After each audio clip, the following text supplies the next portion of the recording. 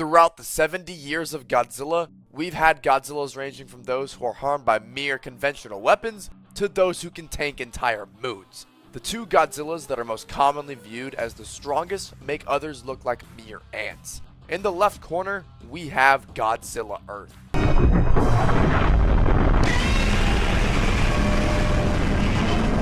Godzilla Earth is the largest live-action incarnation of Godzilla we've ever seen. Standing at a staggering 318 meters in height, he lives up to that Earth title, dwarfing every Godzilla he stands next to.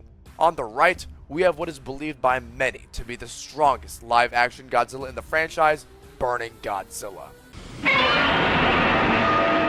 With his signature infinite spiral heat ray, he is always depicted destroying anything that stands against him. With Earth's various array of overpowered attacks and sheer size, will he take away Burning's crown? Well, let's find out. As usual, let's start off with size. Yeah, this is a clear winner. Earth weighs 40,000 extra tons and stands at over 3 times Burning's height. There's just no contest. Next up is ranged weaponry. Since both kaiju in this scenario are Godzillas, they both have their atomic breaths, but which one does it better?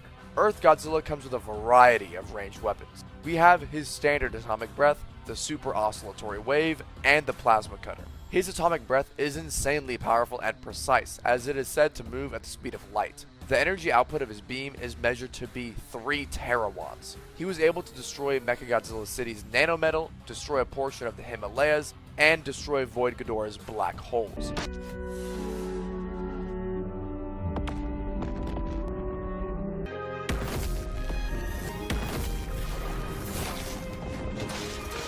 He used a spiral ray version of this when he destroyed the asteroid Gorath, a 30-kilometer wide asteroid with the same mass as the moon. Keep in mind, he was much less powerful in 2042 compared to his appearances in City on the Edge of Battle and Planet Eater. His super oscillatory wave is activated when Earth roars at deafening volume, destroying anything in its path. His plasma cutter is beyond devastating. This slice of atomic energy travels from Mach 3 to 4 and destroyed almost all of the United Earth's forces with just one usage. Burning Godzilla, while definitely not as flashy, has his burning spiral heat ray. The burning spiral heat ray comes in at a whopping 1.2 million degrees Celsius, merely at its base temperature. Burning Godzilla also has his nuclear pulse, which is shown to knock back opponents and tear through Biolante's limbs. It was also shown to stun Destroyer a couple of times. The infinite spiral heat ray becomes accessible when Burning begins to melt down. This beam gets stronger with every use. While it is theoretically possible for Burning to reach this insane level of heat, it would be impossible due to 2 reasons. That being, he would simply melt down before being able to use it enough to reach this. And secondly, he would have to use it so much where it would just take far too long to achieve this level of heat. When taking into account the temperature of a nuclear bomb's explosion, which can be upwards of 100 million degrees Celsius, the temperature part of the beam isn't as much of a factor as you may think. As a result, Godzilla Earth takes ranged weaponry due to his vast arsenal. Strength. For obvious reasons, we can apply Heisei Godzilla's strength feats to Burning Godzilla. Heisei Godzilla has shown to push his opponents around very frequently. He was shown to absolutely ragdoll King Ghidorah, who weighs 70,000 metric tons. He was able to easily smash through tectonic plates. This is quite impressive, but Heisei Godzilla's most impressive feat of strength was easily lifting Super Mechagodzilla 2, who weighs 150,000 metric tons, and throwing him with ease. Now, whether you can upscale this to Burning doesn't really matter due to what Earth has done. When Earth arose from the ground, he lifted Mount Tanzawa. How much does this mountain weigh exactly? Coming in at 1,567 meters in height and weighing 23 million tons. While Heisei's feat is nowhere near bad, comparing it to Earth's feat of strength makes it look almost minuscule. Strength by a mile goes to Earth. Following strength is speed. Earth is insanely slow. He merely lumbers with each step and hasn't been shown to run at all. The humans were able to reach Mechagodzilla City and come up with a plan of attack before Earth even arrived. Burning Godzilla is easily the faster opponent. While he's definitely slow, he's definitely much faster than Earth. Burning finally gets on the board with speed. Durability.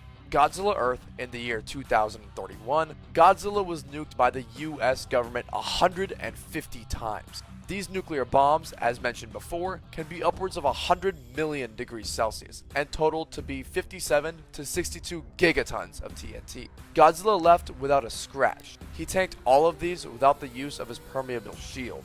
He was tanking all of Mechagodzilla City's attacks. Unfortunately for Earth, there isn't too much for the durability aspect. He was taking Void Ghidorah's attacks, who was insanely powerful, but he was being devoured until Void was separated from the user, which then Earth turned the fight in his favor. Heisei Godzilla, on the other hand, has quite the amount of durability feats. He was able to tank his amplified beam by over 10,000 times when redirected by the Super X2. He was able to tank Mechagodzilla's plasma grenade, which is said to be a direct upgrade from the Super X2's fire mirror ability. He's able to swim through the Earth's mantle as if it's just simply water. Furthermore, he was able to tank all of Super Mechagodzilla's range attacks, which were stated to be twice that of regular Mechagodzilla's attacks. Earth and Heisei's durabilities aren't too far apart, as Earth merely taking attacks from Void definitely helps out his lack of durability feats. However, despite this, Heisei still takes durability, but not by much. Next up is Regeneration. Heisei Godzilla doesn't exactly have a lot for regeneration. He was able to regenerate the holes that were inflicted on him by Mechagodzilla's harpoons. He was able to, over time, regenerate the holes in his hands from Biolante's tendrils, which they impaled. His regeneration seems to increase whenever he absorbs a large amount of radiation. If you really wanted to throw in Fire Rodan's sacrifice, you could, but that's not exactly applicable in this fight, considering Fire Rodan isn't going to be present. So yeah, that's about it for Heisei Godzilla. Earth Godzilla's regeneration is quite impressive. If anything even manages to break through his permeable shield, Godzilla's cells were able to heal his tissue in a matter of seconds from failed attempts to implant EMP drills. When Mechagodzilla City's turrets damaged his dorsals and he was overloaded with electromagnetic energy, he was able to regenerate them and reestablish his permeable shield very quickly. Earth easily takes the regeneration factor. Overall intelligence and battle intelligence. Heisei Godzilla is shown to react in an animalistic and instinct-like manner, as demonstrated by his conditioned response to the flares of the Super X and Dr. Hayashida's magnetic wave transmitter in The Return of Godzilla. He's still capable of independent thought, as he was shown in Godzilla vs. Destoroyah to mourn the death of his son, Godzilla Jr. When destroying Mechagodzilla, he seemingly did it out of rage for Rodan's death. In his battle against Space Godzilla, he noticed that he was drawing power from the tower and with Mogera's help, destroyed his power source. Godzilla Earth is quite the intelligent iteration of Godzilla, displaying tactical approaches against especially challenging opponents. After Gigan, who he had already defeated several times, was infused with experimental nanometal and proved capable of instantly healing injuries, Godzilla took care to completely obliterate him with a particularly powerful atomic breath blast. Against Mechagodzilla City and the Vultures, he overcame an attempt to kill him by overloading him with electromagnetic energy by converting the excess into heat. After destroying Ghidorah's final head with his atomic breath and closing the portal it had come through simultaneously, Godzilla quickly blasted the other two portals to ensure the monster could not return. Due to Heisei Godzilla's animalistic-like behavior and Earth's display of not only intelligence but battle intelligence, this grants Earth the edge in both overall intelligence and battle intelligence. After covering all of the categories with a final score of 6-2,